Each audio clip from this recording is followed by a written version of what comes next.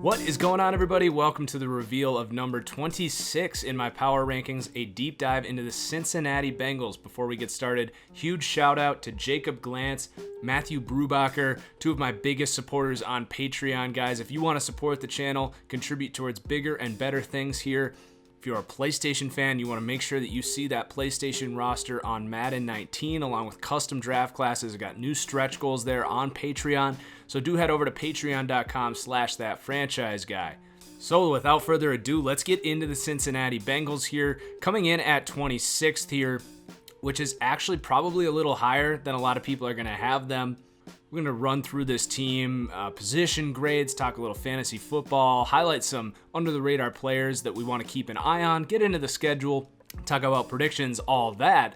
This video is going to be shorter than my other deep dives, though, because this is a team whose expectations, I think, are more or less the same. You got the same coach, the same quarterback. Yeah, you got some exciting new young players here. We'll get into those guys. But the core of this team really is surrounding a few veterans that are nearing the last year or two of their prime. And I think this team has said, let's try and capitalize this window. We had a great playoff run with this core in terms of making the playoffs multiple years in a row.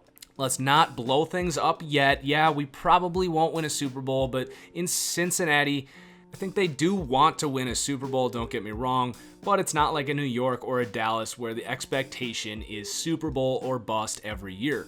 So I think ultimately, while I do like this roster seemingly more than a lot of people, I do think there is kind of this stagnation effect going on in Cincinnati. I think the players have recognized that yeah, Andy Dalton, he's fine, but we're probably never going to win a Super Bowl here, but we can compete. So that does transition here into the rankings here, starting with the quarterback as far as positions are concerned. Cincinnati comes in tied for 24th for me. I think that's about right for Andy Dalton. You know, he is a starting caliber quarterback. Now, if this video was 2 years ago, I feel like I would have to spend 10 minutes explaining why he is quarterback purgatory. But I think that is a much more popular opinion nowadays in that you're kind of stuck with him.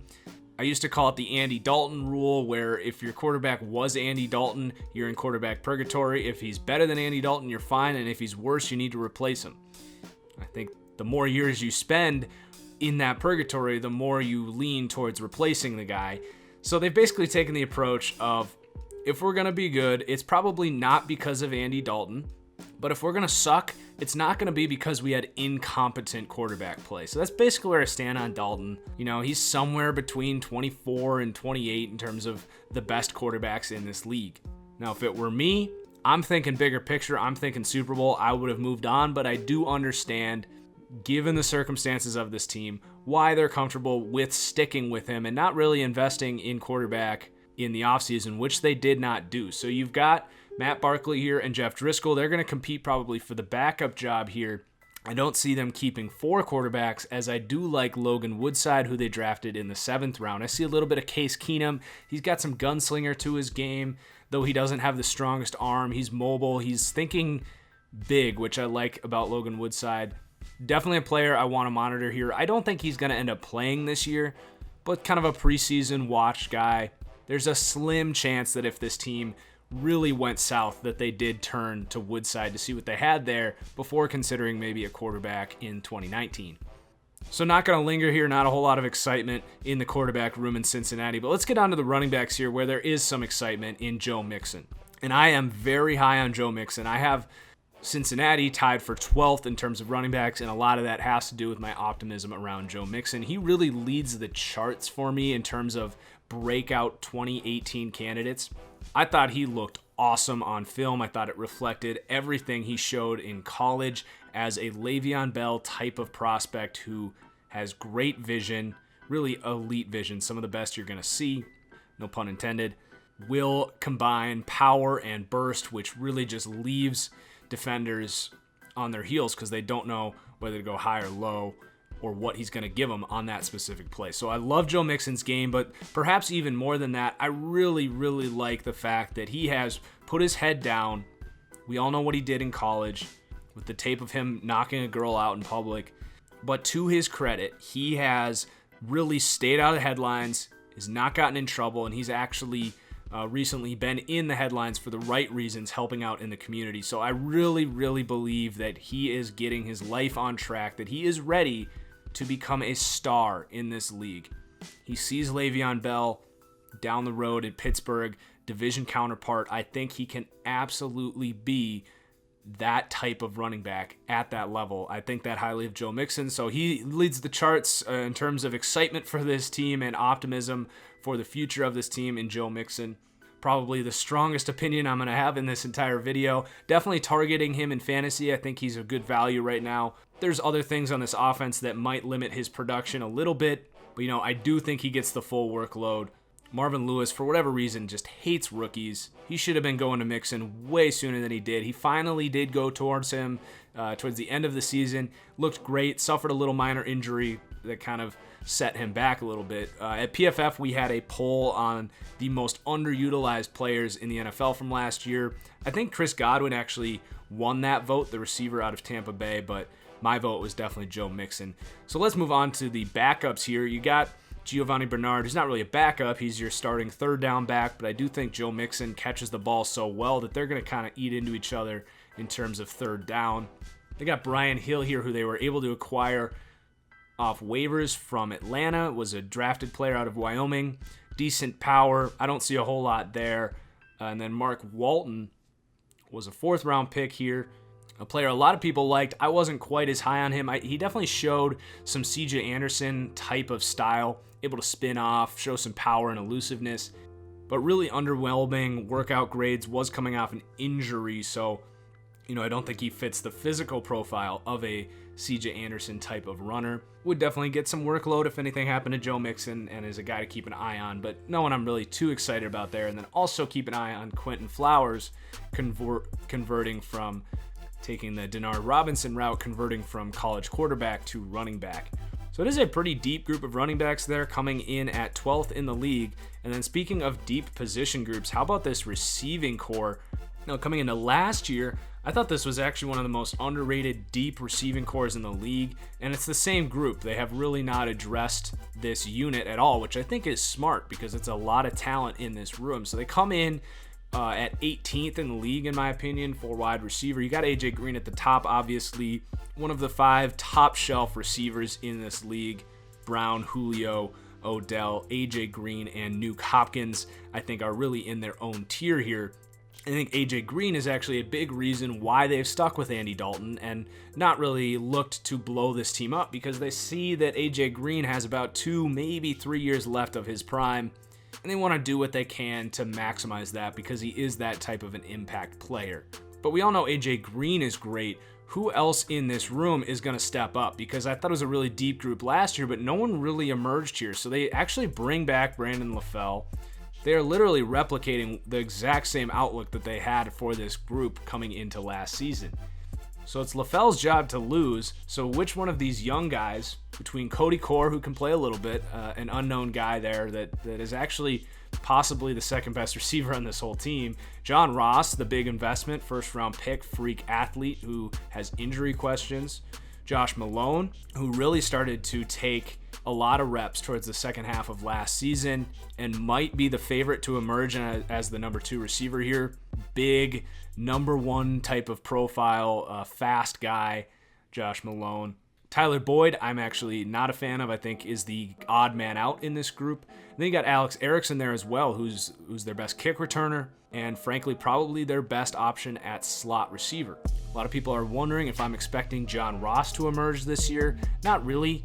I think the combination of, this offensive line is better, but it's probably not going to buy a ton of time to get vertical. You got AJ Green is still the number 1 vertical threat on this team. Ross needs to stay healthy. There's a lot of things that would have to get right for John Ross. I still think there might be a future here for John Ross. I actually believe in his talent more than I think a lot of people, but definitely needs some things to go right. So it's a fun wide receiver group. It's going to be interesting to watch. And then you do have these tight ends here as well. Notice I didn't even mention Tyler Eifert in this receiving core. Anything you get from him is house money at this point. I think he might be healthy as of right now. I don't think Cincinnati is really counting on Tyler Eifert to make an impact on this team. If he does, that's great, and that might increase their offensive ceiling a little bit. But man, is that hard to predict. And then you got Tyler Kroft, CJ Uzoma, whatever, low-level starting tight ends. So you got so much offensive talent. This is kind of similar to the Giants, who we just talked about, in that they have so many weapons, a lot of mouths to feed, but it's actually kind of a small pie given the fact that the quarterback is meh and your offensive line is still going to struggle. And that's a big thing dragging this team down, just as it was last year. Now, I know what Bengals fans are going to say, and I'm with you. I am 100% with you in that this team did a great job this offseason addressing this offensive line. I loved what they did. It's a big reason I'm pretty optimistic here, actually. But you are coming from the absolute cellar. This offensive line was so bad last year. It totally made it impossible to do what you wanted to do offensively. So they had the 12th pick, and they moved down to pick up Cordy Glenn. Really good left tackle. Does have some injury questions, but really good when he plays. And then you use that first-round pick to take Billy Price. Now, I think they wanted Frank Ragnow, but Billy Price, not a bad consolation prize either. Basically the same player as Pat Elflein, who went to Minnesota and plugged right in as a stud starting center. So if you're going to spark plug a terrible offensive line, getting a stud left tackle and a good center, definitely the way to do that. Probably the two most important positions, most pivotal positions on an offensive line if you want to talk about consistency. But the rest of these guys, you got Clint Bowling here, has struggled as of late, but a well-vetted player. I think he probably is plugged in as the starting left guard there, which is fine. But when you look at the right side of this line, that is really going to hinder this team. Trey Hopkins and I think Rod Taylor, a 7th-round pick, are likely to be competing for the right guard here, along with Christian Westerman. So that's a huge concern. And then at right tackle, it's probably Jake Fisher's job to lose. With his inconsistencies in his career, he could certainly lose it to Cedric Ogbuehi, who was a first-round pick in that same class. Neither of those guys have really reached the ceiling that this team was hoping when they took a chance on them becoming their cornerstone tackles as they let Whitworth go. Man, that plan has backfired, and they've done a good job to recap from that big mistake with those two players, but they're definitely still reaping some of the downside there. So as a whole, I like this offense. Andy Dalton's going to be able to orchestrate the scheme, but he doesn't really elevate the play of any of the players here. The offensive line's going to hold them back a little bit, though it will be better. Really excited to see this receiving core potentially get a chance to develop now that the offensive line is hopefully at least serviceable, and I'm huge on Joe Mixon. But as a whole, this offense does still come in at 27th in the league, in my opinion. Certainly some upside, as we've seen this team really be a top 5 offense before, but that was when this offensive line was much better. You had Marvin Jones, you had Mohamed Sanu, you had a healthy Tyler Eifert. I don't think this team is 2015 good, but it's not 2017 bad. So let's move on to the defensive side of the ball, where I think this team is much better. I mentioned I'm a little higher on this team. I think it's because of this defense I really like. So I break down my defense in terms of my power rankings for run defense, pass rush, and linebackers in the front 7. And let's start with the pass rush here, where this team is really solid. So you got Carlos Dunlap, who is absolutely, in my mind, a number 1 edge rusher that I bring up all the time. I think only half the teams in this league have a true number 1 edge rusher. Towards the back end of his career, fits that profile of these stud players along with Geno Atkins here, that they're trying to maximize the end of these guys' primes. And then you really got 4 guys here worth talking about. Now, Carl Lawson, I could not believe he went in the 4th round. I had him as a top 15 player in last year's class, and he showed it as the most effective rookie pass rusher in that class, more so than Myles Garrett. Garrett probably has a better career, but Carl Lawson, extraordinary upside. Excited to see him follow it up with a good season. And then you got some good rotational guys here as well. Michael Johnson, good veteran there, probably enters more of a first and second down run defending role on the edge. And then they draft Sam Hubbard, who a lot of people were high on. I see him kind of similar to Michael Johnson as sort of that Belichickian defensive end who's not necessarily a pass rusher, but really disciplined gap control type of guy. And then you got Jordan Willis here as well, who's no dud. So they come in tied for 6th in terms of pass rush in the entire NFL. Definitely the core of why I'm higher on this team in general. But then run defense, they don't do a whole lot of nice things in terms of run defense here. Obviously, Geno Atkins, yeah, awesome up front. But the depth here at defensive tackle is pretty poor. They bring in Chris Baker, They're hoping to get what he was in Washington 2 seasons ago, but he seems kind of like the back end of career veteran guy who got paid and then just fell off the face of the earth and is going to have a hard time finding what he was 2 years ago. You got Andrew Billings here, who's shown flashes but has virtually no consistency, Ryan Glasgow, and then they draft Andrew Brown in the 5th round. So they really are hoping that this young group of high upside interior guys can really develop into their upside, because right now, not a whole lot of consistency. Going to be a good rotation there, I suppose, but looking towards the future, as Geno Atkins isn't getting any younger, this could start to become a liability, that interior of this defense. They do come in tied for 23rd in terms of run defense, which in general isn't all that important in terms of my power rankings anyway. And then at linebacker, it's about the most average group of linebackers I think you could find. No one you're really excited about necessarily, but definitely not a liability either. You got Vontaze Burfict there, definitely the best guy in this group.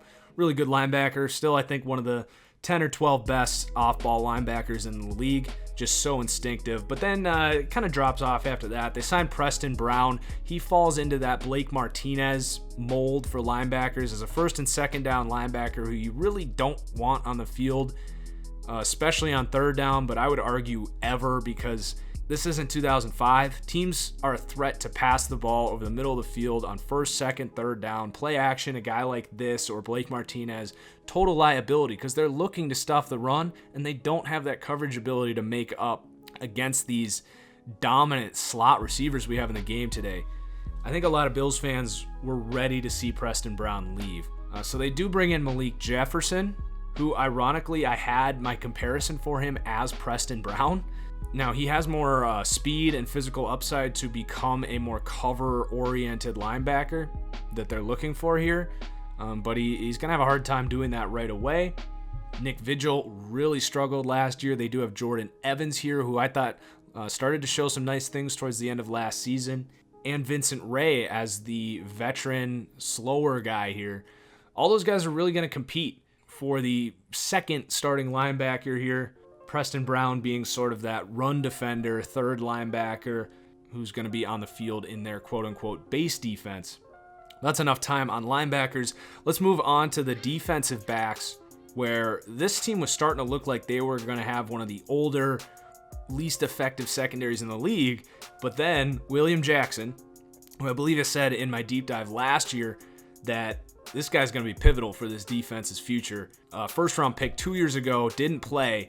So was effectively a rookie last year and was right there. This was undiscussed. Right there, if you want to count it as a rookie season, right there with Tre'Davious White and Marshawn Lattimore in terms of outstanding play for a young corner in his first season. So I think very highly of William Jackson. I'd be super excited to watch him follow up his quote-unquote rookie season if I were a Bengals fan. So this team does have the shutdown corner, but then it's really just a bunch of okay veterans who I won't spend much time on because that's really all they are. You got Dre Kirkpatrick as the number 2. You got Darqueze Dennard in the nickel. All right, they're fine. They're not necessarily impact players, but they're not liabilities. At safety, you got George Iocca, Sean Williams. They did spend a decent amount of draft capital addressing this secondary, trying to get younger. So they draft Jesse Bates, a free safety who I really liked. You know, I had in my draft board that this guy just might be the best true center fielder in this class. If he challenged George Iocca off the bat for that starting free safety role, and then maybe pushed Iocca or Sean Williams into more of a dime safety role, that would not surprise me in the slightest. And then at corner, they draft Devontae Harris and Darius Phillips to kind of spark some youth in here. And then they do have Sojourn Shelton, who I think is going to compete in the nickel here. Probably not going to beat out Darqueze Dennard, but a good nickel corner that is pretty under the radar there. So overall, it's a really deep defense. Might not be flooded with superstars like some of those elite defenses, Jacksonville, Minnesota, but it's definitely not a team that teams are going to look forward to. And they do come in at 21st in terms of overall defense. Now, I think their ceiling is top 10 for sure. The only reason this is dragged down is coach and culture plays a big role in these power rankings. And Cincinnati, frankly, their coach, it's fine. It's very much average. in terms of their coaching, but the culture here, it isn't what it used to be. This team has gone stagnant, like I've been talking about. I think they've recognized that they probably aren't going to win a Super Bowl with Andy Dalton, and they've lost kind of that spark that they had maybe 2-3 seasons ago when they maybe had some more hope. You know, those things really do matter when all these teams are so tight. Having that extra inspiration in practice and in the gym and in the game really can be the difference between the 20th best defense and the 8th best defense. So that's kind of why they come in a little lower here. But overall, as we get into the schedule now, I don't want any Bengals fans to tell me that I'm too low on this team because this is actually the first over in my deep dives. Vegas has this team at 5.5 wins, and I think that's low. It's not the easiest schedule, but you could certainly get a lot worse. So I have this team winning 6 games. I think they could push 7, maybe 8. You know, maybe Eifert comes back and maybe this defense finds its spark and really becomes an elite defense. I don't think that's impossible. And then maybe this team can get to 9 or 10 wins. They do have a really tough stretch earlier in the year as they got to go to Carolina, they got to go to Atlanta, they got Pittsburgh and Kansas City. So that's going to be a really telling stretch. If they can come out of those 5 games, they do have Miami at home in the middle there. If they can come out of that 5-game stretch with 3 or 4 wins, I think they definitely could get that momentum and start going, but I'm not going to sit here and predict that that's going to happen. That's a really tough stretch. Things do get easier down the road. So yeah, this is my first over on this season. Bengals fans, let me know if I missed anything in this video. Are your expectations higher than I described here? Am I too high, too low? If you're a fan of other teams, what do you think? Do like the video if you enjoyed, guys. As always, cheers. We'll see you next time.